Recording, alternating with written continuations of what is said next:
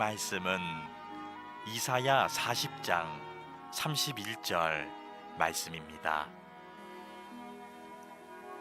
오직 여호와를 앙망하는 자는 새 힘을 얻으리니 독수리가 날개치며 올라감 같을 것이요 다른 박질하여도 곤비하지 아니하겠고 걸어가도 피곤하지 아니하리로다.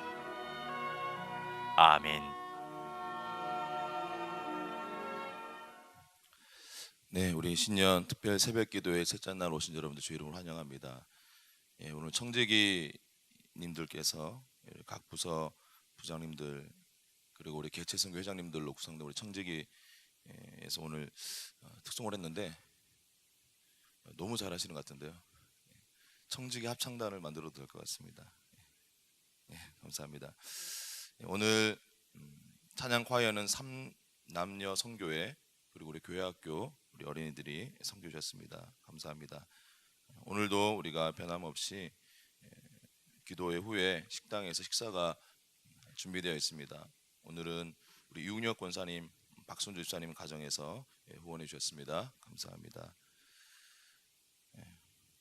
오늘은 우리가 어머니들을 위해서 안수기도하는 날인데 첫째 날, 둘째 날, 셋째 날 해보니까 구분하는 게 별 의미가 없더라고요. 그래서 여러분들이 감동되시고 또 기도받고 싶은 분들은 기도청 카드 있으신 분들은 가지고 나오시면 여기 앞에 우리 부목사님들께서 보시면서 기도해 주시고 또 기도받고 난 다음에 내가 더 뜨겁게 개인적으로 기도하고 싶다 하신 분들은 또 강대상에 올라오셔서 우리 어제와 같이 기도하시면 될 것 같습니다.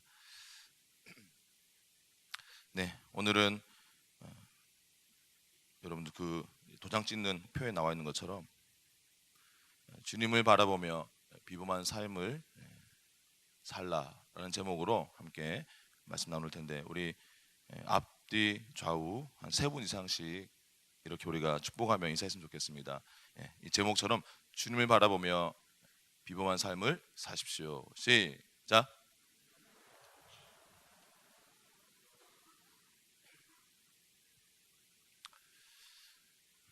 네, 여러분 주님을 바라본다는 것이 무슨 의미일까요? 예를 들어 보도록 하겠습니다. 여러분들이 물에 빠져가지고 막 허우적거리고 있는데 누군가가 여러분들의 앞을 걸어갈 때 여러분들은 그냥 그 사람을 그냥 이렇게 평소와 같이 무덤덤하게 쳐다보지는 않을 것입니다. 여러분은 그 순간 여러분 앞을 지나가는 그 사람을 바라볼 것입니다. 여러분 쳐다본다는 거하고 바라본다는 것하고 차이를 좀 아시겠습니까? 조금 영어로 쉽게 설명하면 그냥 쳐다보는 것은 look at, 뭐뭐서 그냥 쳐다보다, 응시하다. 저 남자 멋있네, 저 여자 예쁘네, 바라보는 것이죠. 그러나 그 호수를 지나가는 그 사람이 여러분들에게 돌아서서 여러분들을 구해줄 것을 간절히 소망하며 바라보는 것, 그것이 바로 우리 지금 우리 특세 우리 티셔츠에 적혀 있는 것처럼 look upon 바라본다는 것의 의미입니다.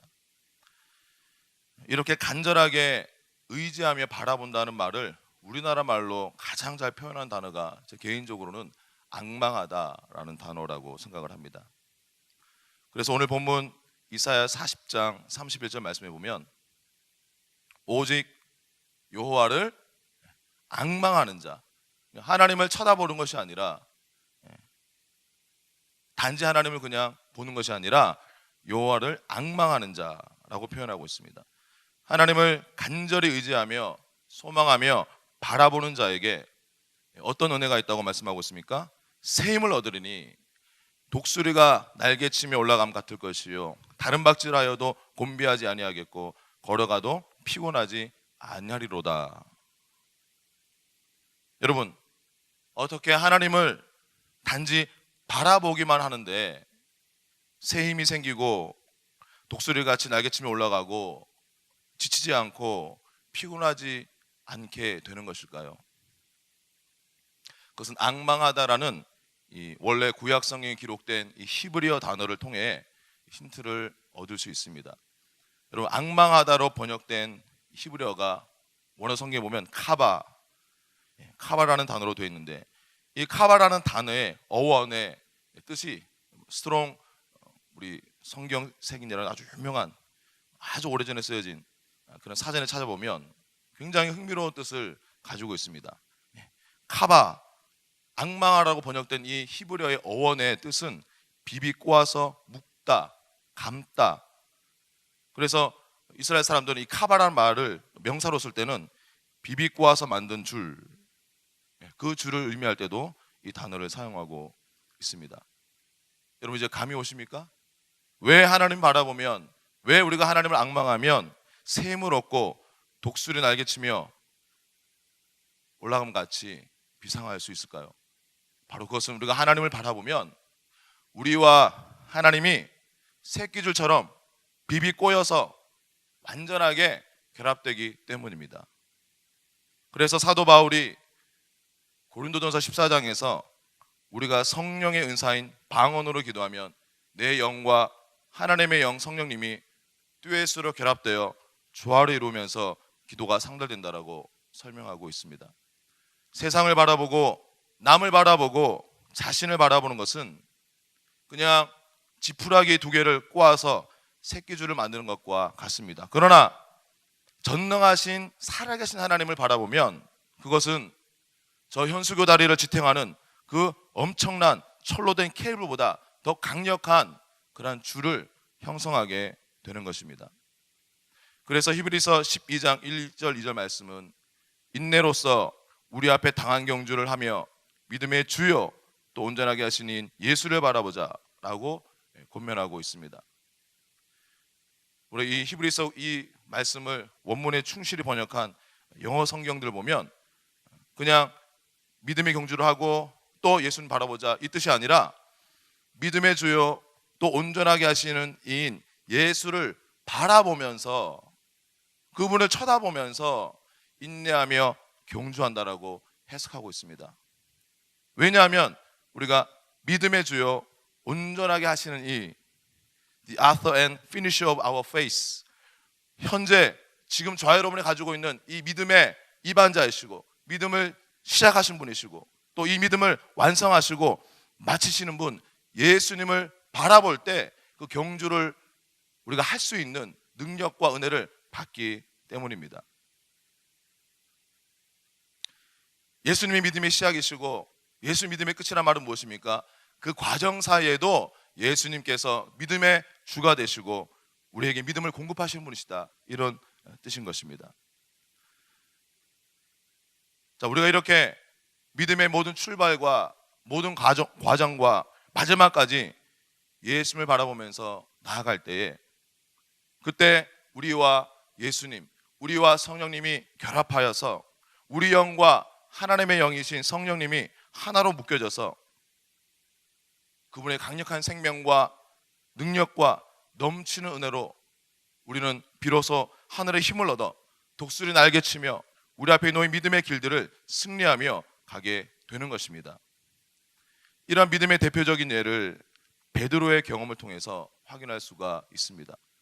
베드로는 깊은 밤 풍랑 속에서 다른 제자들과 함께 밤새 갈릴리 호수에서 파도와 싸우고 있었습니다.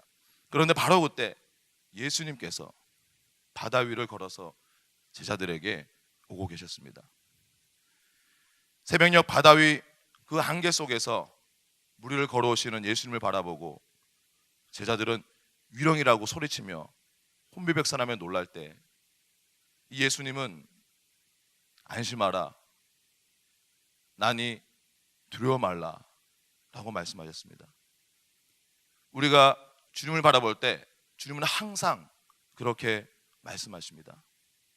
내 사랑하는 딸아, 내 사랑하는 아들아, 안심하거라, 내가 여기 있으니 두려워하지 말라. 바로 그때 그 배에 있는 제자들 중에 유일하게 베드로가 믿음으로 반응합니다. 주여, 만일 주님이시거든 나를 명하사 물 위로 오라 하소서. 예수님은 베드로에게 그래 와라 말씀하셨습니다. 풍랑 가운데 예수님의 임재하심, 예수님이 함께 하시면 베드로로 말미암아 두려움 없는 믿음을 발휘할 수 있도록 만들었습니다.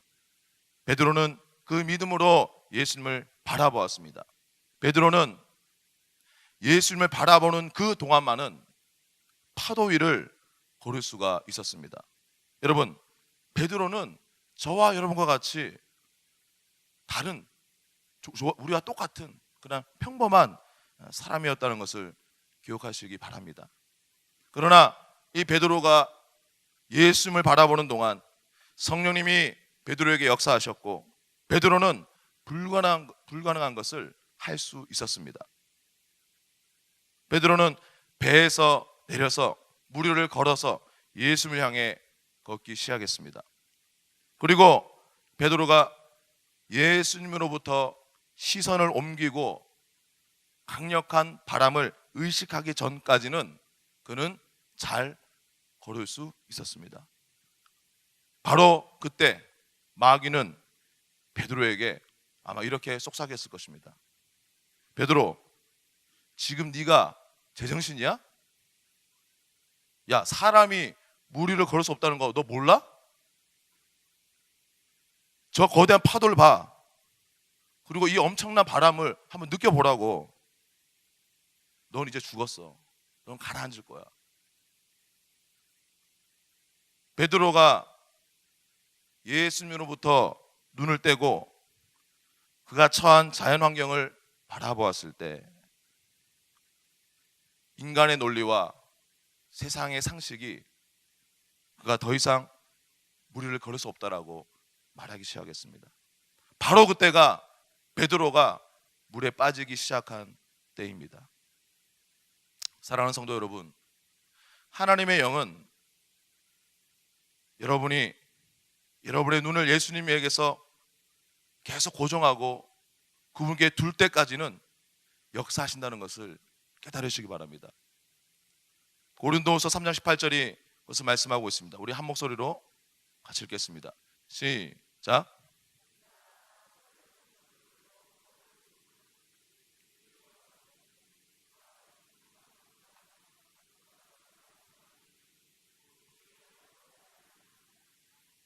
우리가 영광스러운 주님의 얼굴을 바라볼 때 하나님의 그 영광이 우리의 삶이 내 영이 자연스럽게 영광에서 더 큰 영광의 상태로 옮겨지게 되는데 누구 때문에? 주의 영으로 말미암음이니라. 곧 성령님께서 그렇게 하신다는 것입니다. 이것이 무슨 말입니까?